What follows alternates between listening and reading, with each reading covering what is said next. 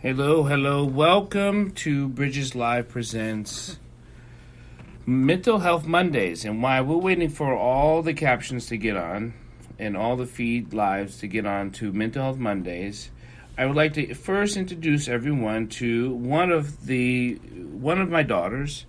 Introduce yourself, Kibra. Oh, I'm Kibra. Yeah. I'm the youngest. You're the youngest of 7. Yeah. And that has to be somewhat of an importance because we're going to talk about mental health and families and things like that. So it's great that you're visiting here with me in the studio, and I think that's awesome. But as you can see, I'm trying to get all this stuff already uploaded, but it's taking a little bit of time, and I'm sorry about that. When we talk about mental health, so many of us get so confused on what is mental health for me, what is mental health that I can do. You don't have to give your age or anything unless you want to, but what's mental health to you?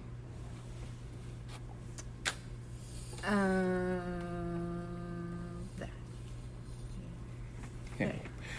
So, well, mental health is, I guess, to put it as a basis, it's the mental, well, this is hard to explain, but not really at all either.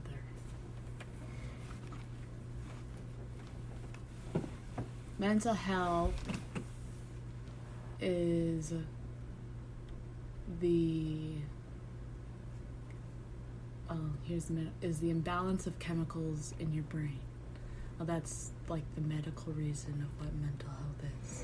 So let's go besides what mental health is, what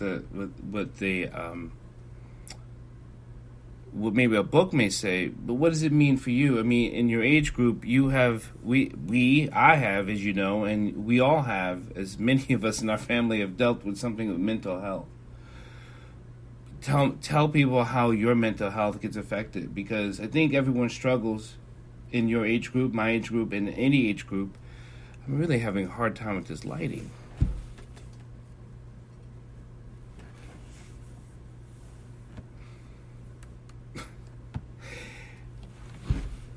So what is it about mental health that you think you want to talk about that most young people don't ever talk about?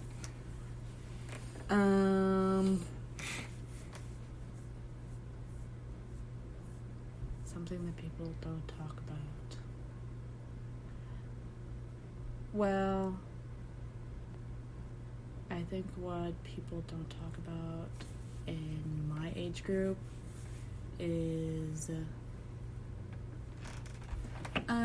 probably because everyone in my age group these days everyone thinks they have depression, but people don't really know what it is to have depression, and so they base it on school and too much homework. So I think what people my age don't understand is that depression isn't just having too much homework or not having too little sleep, or something stupid getting an F and they're angry and so they're sad and they're like, oh my gosh, I got an F and I'm so depressed because I got this F, but you're just sad and angry, you're not depressed. So I think people my age overuse the word depression rather than just being sad or angry or something like that. I think that makes sense. I think how can someone learn the difference if no one teaches them the difference between sad and depression? Then they keep using those words, and those words have such strong powers. Because if you're depressed, there's a lot of chemical things going on. Yeah.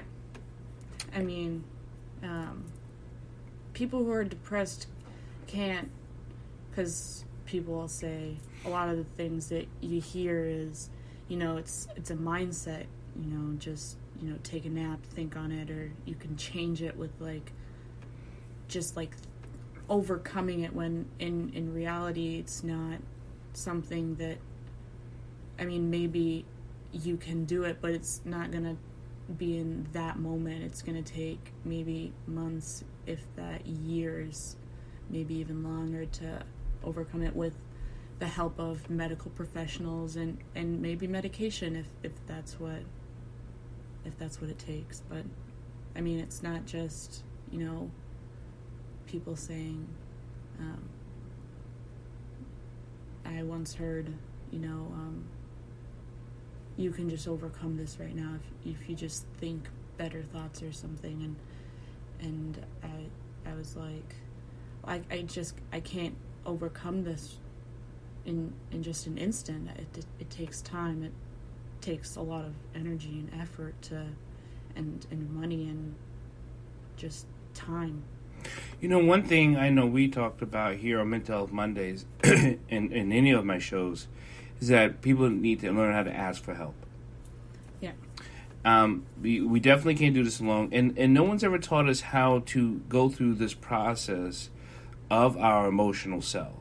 So we get so outcasted by things on specifically social media. Let me see if this affects you differently than anybody else in your age group. That everyone else is doing so well, then how come I'm not? Does it ever play a part of the social media standings type thing? Yes. So me personally, I am not active on social media as much as I was before. Mm-hmm. And me personally, I feel so much happier. I feel the difference that it has.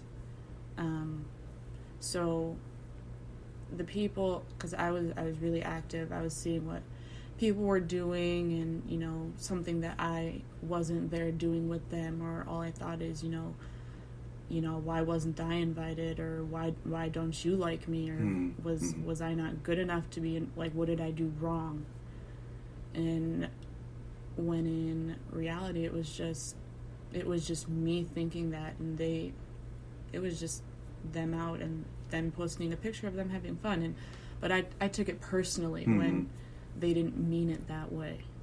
So taking that break from social media gave me the time to step back and realize, they weren't aiming it personally at me. I'm having fun and you're not, so here's this to look at.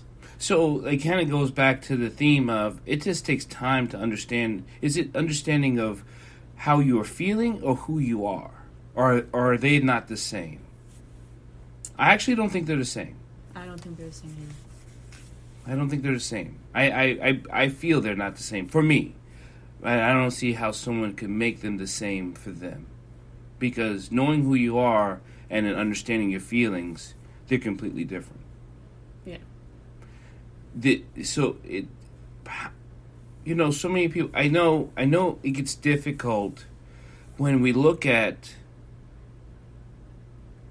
and I've used this as a block, expectations. Do we put expectations on ourselves, or does a social system that we in also has a stigma of expectations? Either way, it has nothing with you involved in it. Yeah. But we get that's the trap, isn't it?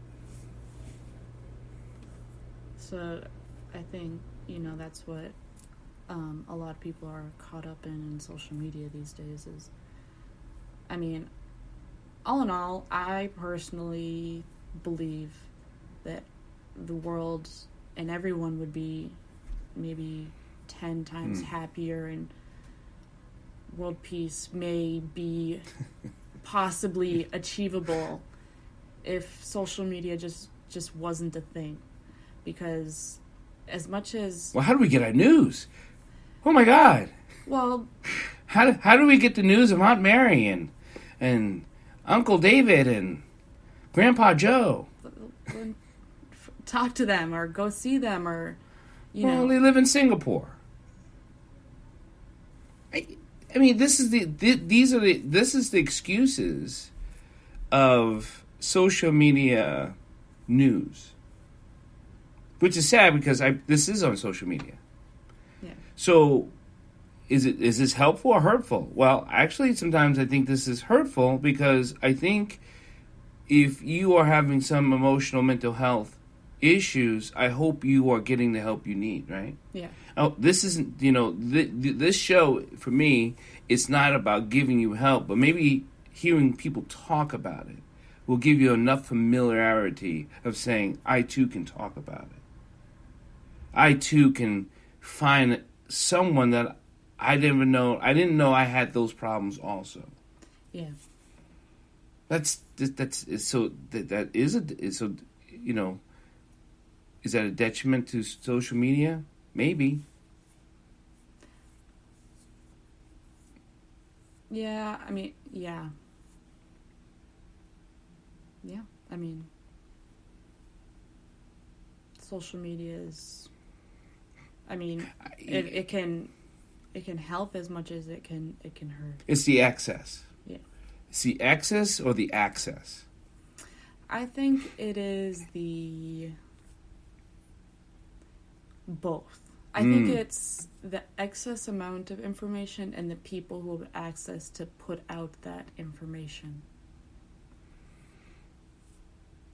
There's no morality to putting out false information or putting out information knowing it's going to harm someone? Yes. Is that okay?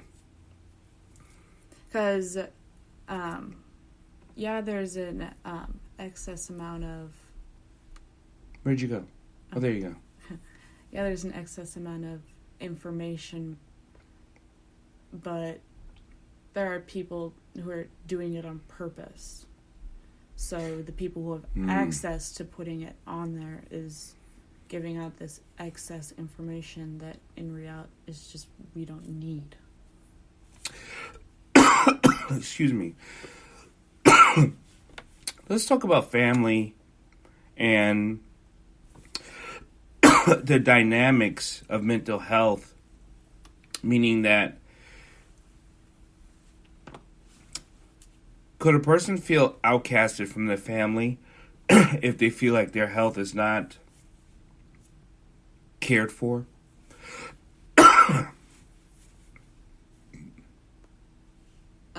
What do you mean? So, sisters, brothers, cats, and dogs, mom and dads, you're going through an emotional journey and you feel like no one notices it. Does that put that journey into what frame for you?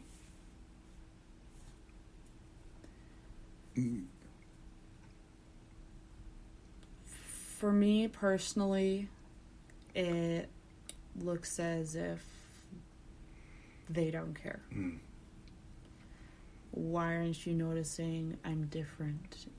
I'm off my normal schedule. You should be noticing this. And I get people have different things in their life, but when you're in that time, you just want anyone to notice you acting different. Because I agree with that. When we don't feel like we are being seen, along with the sadness, I think that can create depression. Because we could be sad about an F or by anything that we feel like we are not doing well at. And then not to be seen can trigger a chemical change, and that creates that depression, which is now something completely totally different. Yeah. Because so when families do notice, what are the words that you think have you heard helps you or could help? When someone says, "Hey, Kibra, you're off a schedule. What's going on?" Is that helpful enough?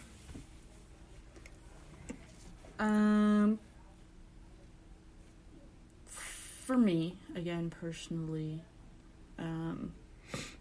when I'm sad, I generally don't want a person to come up and ask me, what's wrong or why are you doing this? When they first come up to me, and I know this is not a lot of people's first reaction when they notice someone sad, is to just tell them, it's going to be okay. I just want someone to reassure me that I'm going to be fine and that, this is all in my head and, I noticed and I see you that you're sad and, it's going to be okay. I think those are the words. I see you. Yeah. What about it's going to be okay? What do you think about that term? Because without knowing exactly what you're going through,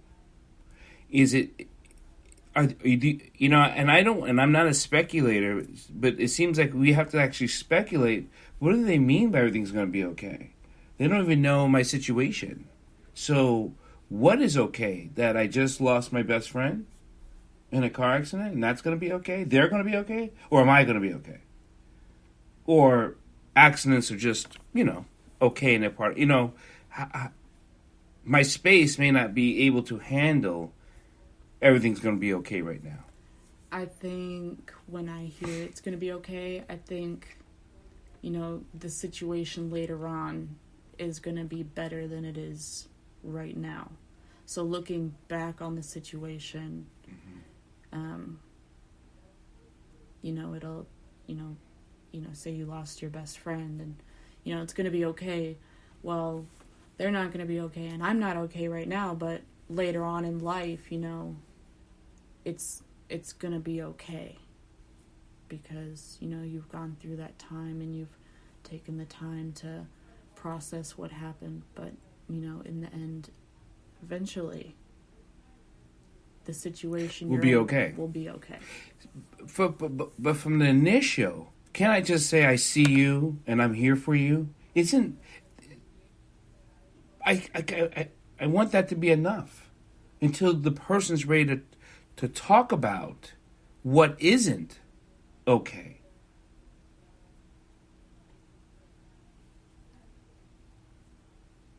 Does that make sense? Yeah. Because if I don't know the complete situation, I do want to say I've noticed you. I'm here for you. But to give it's going to be okay, I think that's pushing it a little bit too far. At the initial moment.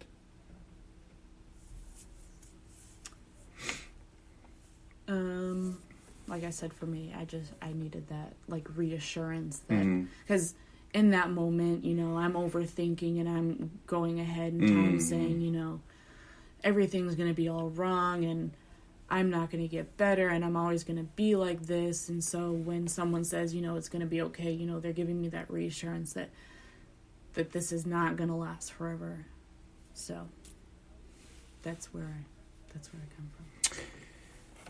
I think Mental Health Mondays, as we fall into many of the season of Thanksgiving and Christmas and Hanukkah and Rosh Hashanah. I mean, there's just there's many of the holiday festivities coming up, and many people are going to be without family for all kinds of reasons, for so many reasons, again and again, and it happens.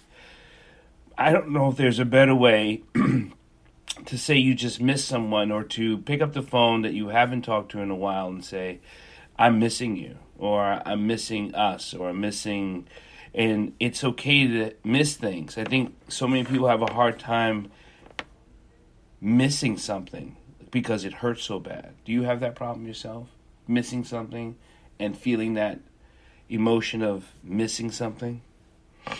Yes. I mean, I do it with people. I mean, I do it with mainly people.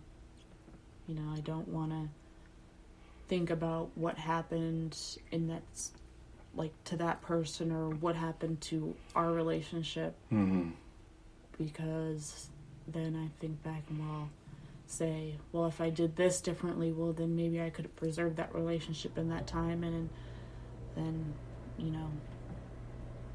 and I just... It just what? And then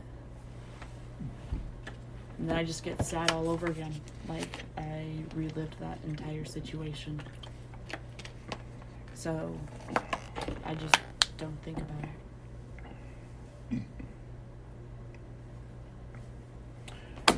I want people to be able to think about it, feel it, understand it, and then be able to go through it. I think if we don't think about things, then we miss the connection of understanding it. And if we miss the connection of understanding it, then it will be very difficult for us to go through it. But we must choose to bring those feelings on. Bring that feeling up and let it soak inside of us. But this lighting's horrible. I know. It's a horrible lighting thing. We'll have to work on that on the next show. Probably. But we're going to make this short and sweet on Mental Health Mondays because this lighting's horrible. And I'm just ahead. Yeah. Until we fix this lighting, we'll do other podcasts already for iHeart and iTunes, Apple Podcasts, so that you don't have to worry about the visual. But I do hope the message of taking your time to go through something, understanding who you are, and being there for someone to say, hey, I'm there for you. I've noticed something. I think once we see people, less people want to commit suicide. It's those who don't feel like they're being seen are harming themselves. Anything you want to say? I think that's spot on. Thank you. Thank you for sharing this moment. Yeah. Thanks for having me.